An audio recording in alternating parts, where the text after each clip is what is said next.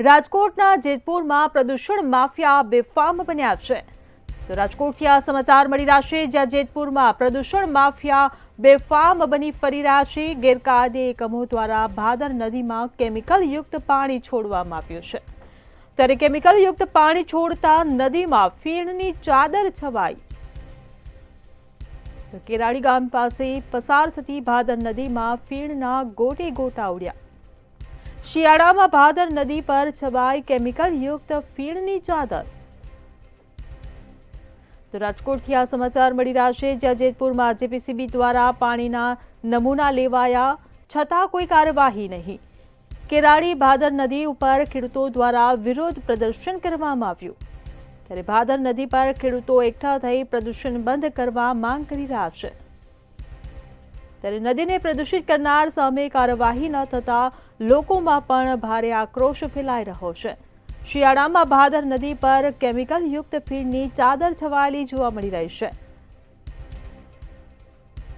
ત્યારે રાજકોટના જેતપુરમાં પ્રદૂષણ માફિયા ફરી બેફામ બન્યા છે, જ્યાં ગેરકાયદે એકમો દ્વારા ભાદર નદીમાં કેમિકલયુક્ત પાણી છોડવામાં આવ્યું છે।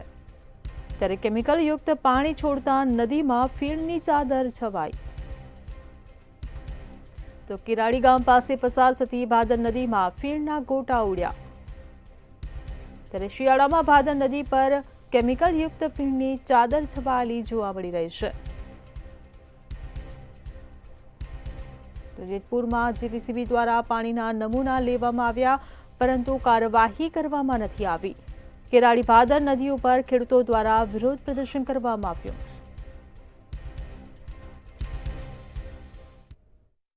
ખબર છે કે ભાદર નદી શુદ્ધ નદી હતી અને પ્રદૂષિત જેતપુરના ભૂમાફિયાઓ દ્વારા અવારનવાર રજૂઆત કરતા જીપીસીબીને છતાં કોઈ નકર કાર્યવાહી થતી નથી।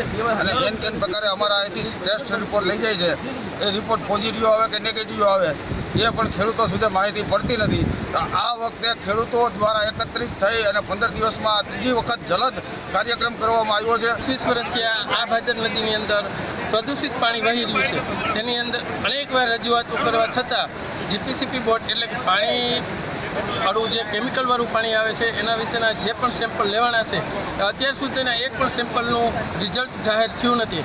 અને આજથી 15 તારીખે ગત 15 તારીખે જે સેમ્પલ લેવાનું એનું રિઝલ્ટ જ્યારે અમે માગ્યું ત્યારે ઓફિસેથી એવું જાણવા મળ્યું છે કે ભાઈ આજ સાંજ સુધીમાં તમને એનું રિઝલ્ટ આવી જશે।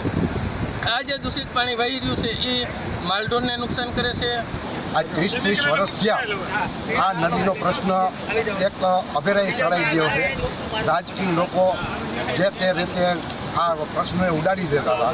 આજે જીપીસીબી સાહેબ જે હપ્તાખોરી જે અંદર થઈ રહી છે અધિકારીઓ અને નેતાઓ વિશે આજે અમે યુવા લોકો અને ખેડૂતોને સાથે રહી અને નવા જીપીસીબીના ગ્રાઉન્ડની અંદર ઉપવાસ આંદોલન ઉપર બેસી અને જબરજસ્ત અમે આ લડાઈ ચાલુ કરવા જઈ રહ્યા છીએ।